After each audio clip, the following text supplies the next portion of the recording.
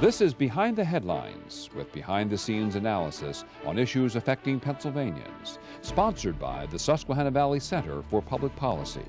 Now, here's your host. Welcome to Behind the Headlines. My name is Jere, Strittmatter, a board member with the Susquehanna Valley Center for Public Policy.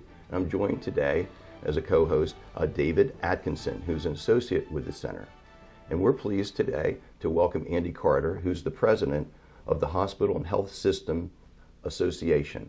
And we're going to be looking into many interesting points today. And Andy, welcome. And Absolutely. Can you fill us in on the Affordable Care Act and how it's gone over these last years as they're now thinking about changing it, and give us your opinion on how it has been functioning? Well, first, thanks for having me, Jerry. And yes, the Affordable Care Act, in the view of the hospital community, has done a tremendous job improving the healthcare delivery system. A couple of ways that we see it here in Pennsylvania is that we've seen a 40% reduction in the number of people who do not have insurance. And that's a huge benefit to the way healthcare gets delivered. The historical pattern was that lots of people who don't have insurance would go to hospitals for care at the last minute in an emergency, and there would be pretty poor follow-up care. So with now 1.1 million people enjoying coverage as a result of the Affordable Care Act, we've just seen a huge reduction in the number of people uninsured. We've seen a 10% reduction in uncompensated care to hospitals. That's been great for healthcare. So the problem is, if they just repeal the CARE Act and they don't have a successor plan ready to go, do we then revert to the bad old days? Pretty much. It's hard to imagine a world in which you do just a plain old repeal and hold on to all the gains that we're really proud of. Such gains as the fact that children can remain on their parents' policy until they're 26. The fact that insurance companies cannot exclude people who have pre-existing conditions. Those are just a couple of examples. And we'd have to return to a day in which people don't have insurance and they show up at hospitals without an insurance card. We will take good care of them, but it will not be the kind of rational healthcare system we ought to have. And we'll see a huge financial strain for the healthcare delivery system. We could imagine, like right now, in order to help pay for the coverage expansion, we gave up billions of dollars in healthcare payments in exchange for the revenue we would see from expanded coverage. Well, if that coverage goes away, we're going to have those resources put back into play, because we can't continue to deliver this care if we absorb $15 billion in cuts over the next 10 years, which is what we would be doing if there's a repeal with no replace. How would that affect Pennsylvania as compared to the other 49 states? Are we more at risk? We are. That's a terrific question, Jerry. Pennsylvania was one of the states that it chose to expand Medicaid. Both Governor Corbett had a plan for expansion. That plan was replaced by one put forward by Governor Wolf. So we were early in committing to expansion. And that's led to over 700,000 people having coverage. And so we would, for those states that did expand, a full-blown repeal without any kind of replace would be relatively more devastating for us than it would be for a state that didn't get around to expanding. Andy, I think a lot of the viewers maybe don't fully appreciate the role of hospitals in the economy and the employment picture in Pennsylvania. And I know several months ago, you put out your latest compilation of statistics. What kind of story did that tell, and what does that mean for the future of the Commonwealth? Well, you know, we like to recognize that the number one job of the hospitals in our state is to provide top quality health care. Incidental to that, provide services to 12.7 million Pennsylvanians. It takes a lot of people. Directly and indirectly, hospitals employ on the order of 600,000 people. We contribute to the economy over $100 billion in economic activity. So when it comes to maintaining a good, healthy economy in Pennsylvania, we need to keep people healthy so that they can get to work and be productive. And we need to shore up these engines of economic growth. In many communities, the biggest employer is the local hospital. And we would hate to see a situation in which a repeal of the Affordable Care Act would force hospitals to pursue such cost containment strategies as layoffs. This would be the worst time for that to happen. But they may not have any choice. As it is, take, for example, hospitals in our rural communities. 30% of them are already operating in the red. They're barely making it. So any kind of disruption to the coverage that we have in place could easily be catastrophic. And it's not just an urban situation. People think that hospitals are counting on Medicaid expansion to support health care only in urban communities. The fact is that Medicaid expansion and the marketplace have helped something approaching 300,000 to 400,000 people in our rural communities enjoy health care coverage for the first time.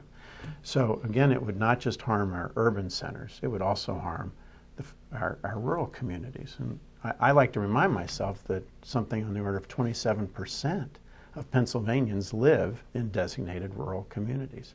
So we have to be mindful of that as well. And I know we're going to have to adapt in Pennsylvania, because this is a federal issue, with Congress, addressing this. And I believe everyone is talking about the fact it's just not going to be an outright repeal. It's going to be a repeal and replace, or something called that.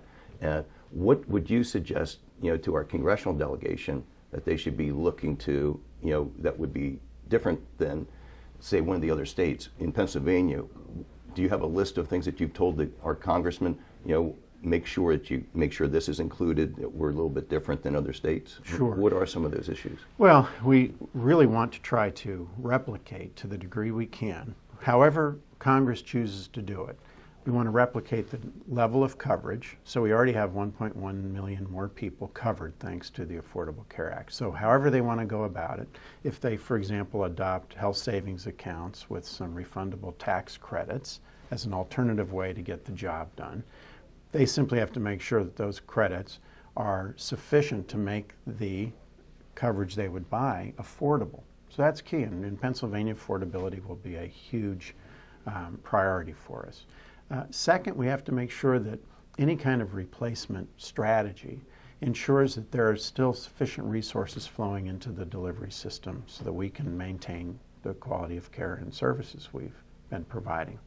And third, we've asked them, because Pennsylvania is a major leader in accelerating quality improvement in health care, thanks in part to some resources that the Affordable Care Act has put into Pennsylvania, $10 million over the next 3 years, for example, to help us work with hospitals to help them improve the quality of care. For example, to reduce the rates of infection that still unfortunately happen in hospitals. We need those resources to keep that work going. And it's money that's generating a very good return on investment. We've reduced some of these infections by over 30%. And we just got to stay on that track. One of the brave new worlds of healthcare is telemedicine. And I'm guessing that the infrastructure to accomplish that is not cheap. So as we're talking about all the money involved with the Affordable Care Act and what might happen to funding if there's a repeal effort, how does that tie into the efforts to expand telemedicine? Well, one of the misunderstood values of the Affordable Care Act is that it's actually putting a lot of pressure on healthcare to be more efficient and effective in getting the job done. And serving rural Pennsylvanians to be good at doing that cost effectively, we need strategies like telehealth, where we can connect a specialist in stroke care in one part of the state to a patient who's just suffered a stroke in a rural part of the state. And we can do that. We have the technology, but to your point, David, it is expensive. And in Pennsylvania, there is no requirement that insurance companies have to cover the cost of that telehealth, telemedicine consult. And that's a problem because the infrastructure is expensive and we want to develop alternatives for people who live in rural communities besides having access right there in their community directly, face-to-face, with a stroke specialist. That's unaffordable in every community. Telehealth is a very cost-effective way to get all of us access to the world's best specialists. But if insurance companies aren't willing to pay for it, we've got a huge problem. And with the licensure issue, with telemedicine, has that been settled now? And the same thing as like with portability we didn't used to have, and we worried about this certification before. Has all that been smoothed out by the healthcare industry? Licensure issues are resolved on a technical side, but we don't face what I would consider regulatory and licensure barriers as much as we do the payment barriers. We have to get that fixed. Okay. I'd like to switch gears, to the state level, also, which is real important. Besides, you're going to be taken care of, and our legislature going to be taking care of the Affordable Care Act, but then also with Medicaid and also with other health care issues here. With this new session, with the new budget, what are some of those legislative issues that you're looking to for our General Assembly and for Governor Wolf? Well, budget is job one. We were pleased that the governor, for the first time in his administration, has submitted a budget that did not cut hospitals. We think that was an important vote of confidence in the work we're doing. Beyond the budget, we do want to support legislation that creates a level playing field and a level paying field for telehealth. That's a very high priority. We also want to pursue and support legislation that allows advanced practice nurses to operate at the full extent of their training and licensure without the requirement that they be overseen by a physician. That's a priority as well. And certainly we are eager to get the legislature to tackle some of the tough issues around tort reform. I know in talking to you, David, and others, it's been a long-standing issue in Pennsylvania. Yes. It's time to get the job done to ensure that we're not promoting a practice of defensive medicine because of too many frivolous lawsuits. We have to take steps to ensure, for example, that emergency department physicians and nurses who are operating obviously in a crisis situation aren't held to the same standards as other medical professionals in different environments. The unique environment of an emergency department warrants different standards when it comes to medical liability. We hope to be able to fix that soon too. Andy, it's always struck me that one of the things that make hospitals different from a lot of other institutions is that in the current climate where people want accountability, where they want to be informed as to the strengths and weaknesses of institutions, you have the reports that come out regularly from the Pennsylvania Healthcare Cost Containment Council, and that provides a level of information and presumably accountability that a lot of other institutions can't point to say, here's what we're doing right, here's what we're doing wrong, here's what we got to do to fix this. We adamantly support as much transparency in the healthcare delivery system as we can possibly provide. And we've done a few things to promote that. One is we have our members taking pledges to do everything they can to make it easier to understand financial obligations that they face when they get care. We have a new website portal on our own website that allows Pennsylvanians to go and compare hospitals on quality and price. We urge patients to be well educated and well informed every time they go to visit a nurse or doctor. We have to make sure that people feel empowered to manage their own health care and to take responsibility for it. And for them to do that, we have to make access to information easier for them. So we're underway on that front, and nothing has been better for the quality of health care than all this transparency.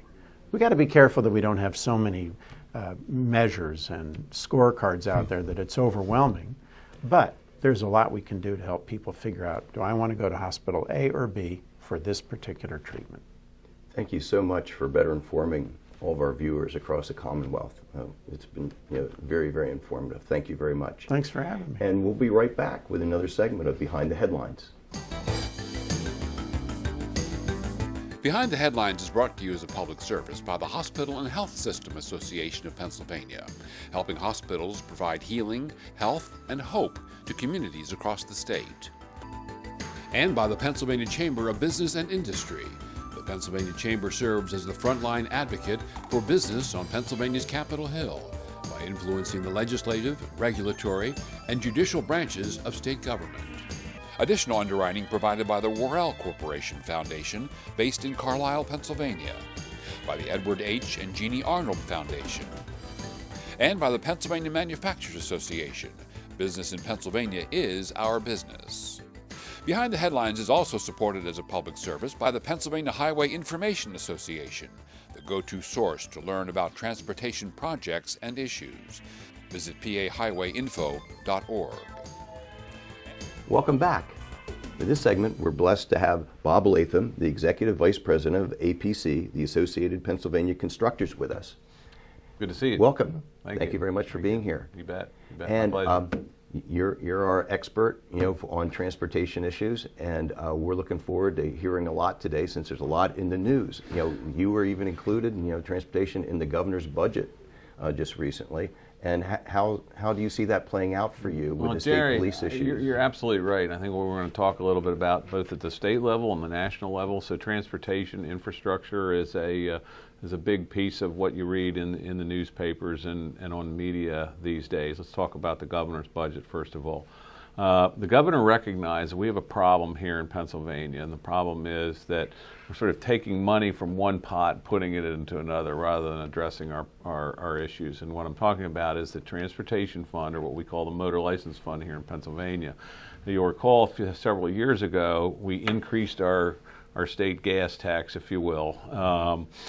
And unfortunately, what has happened over the last several budget years is the legislature has taken more and more of that out and put it into the general fund under the guise of funding the state police.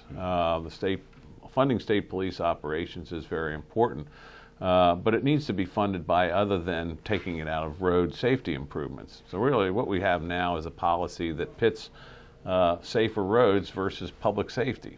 Not good policy. The governor's recognized this. He put forth a plan to have some of that money made up by residents of municipalities who don't have their own police force. Whether that's the ultimate way to go, we're not sure, but certainly we're happy to see the governor address this issue, put it before the legislature and say, this is something we have to solve. I live in a county where they're pursuing the opportunities opened up as part of that transportation package to get money to do some county projects. Right. And we always talk about, when we do these funding things, that it's important for people to see the results, to see the work that is taking place financed by that new package. Right. Are you satisfied with the amount of work that is being done in the wake of that latest increase? Well, we've certainly been able to ramp up our program, or PennDOT has been able to ramp up the construction program.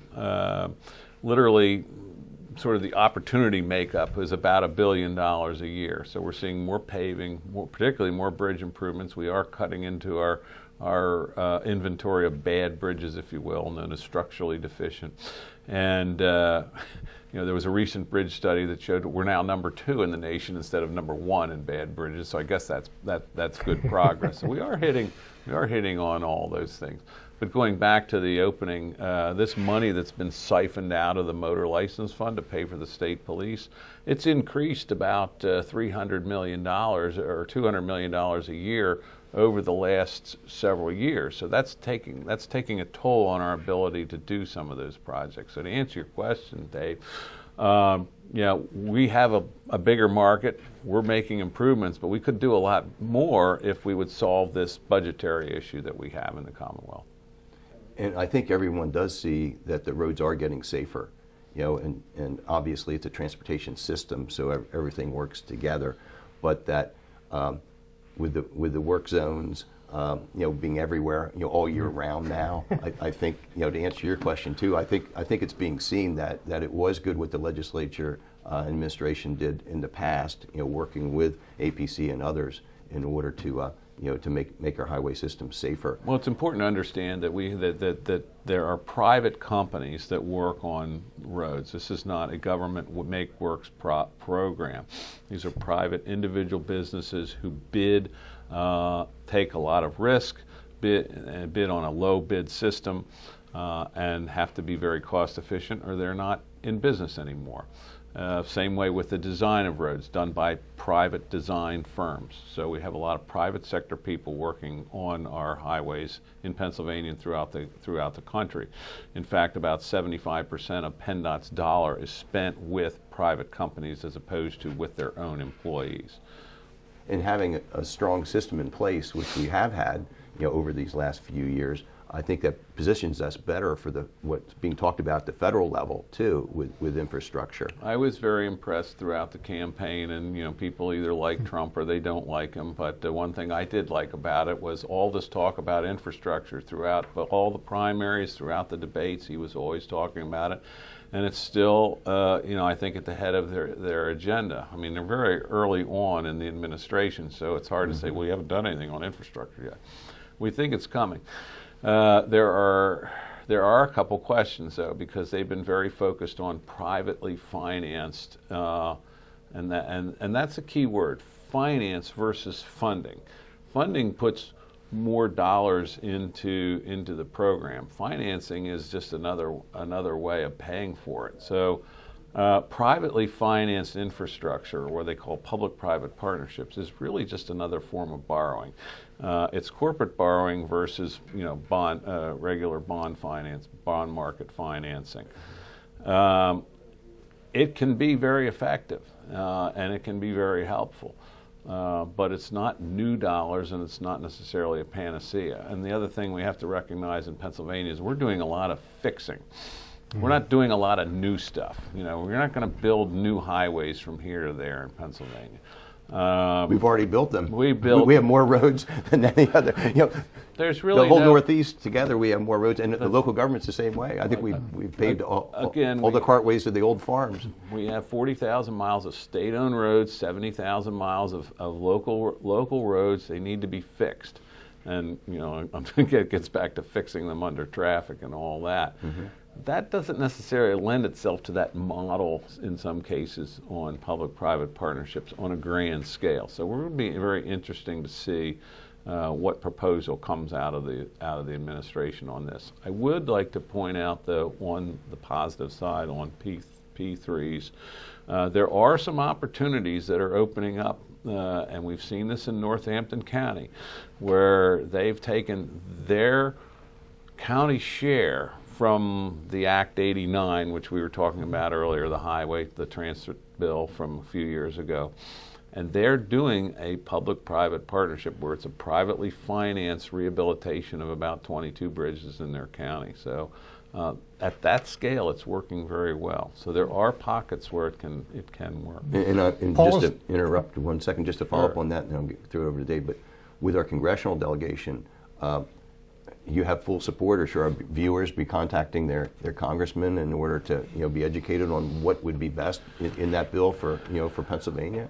I think that it's always good to stay in touch with our members. We do have a lot of support for infrastructure. We're blessed in Pennsylvania. We have some real leadership. Let's start with the chairman of the House Infrastructure Committee, Bill Schuster. Been very much pushing this over the years. Also, with an ear into the Trump administration is Lou Barletta, who's also on the House Infrastructure Committee and very committed to funding it as well.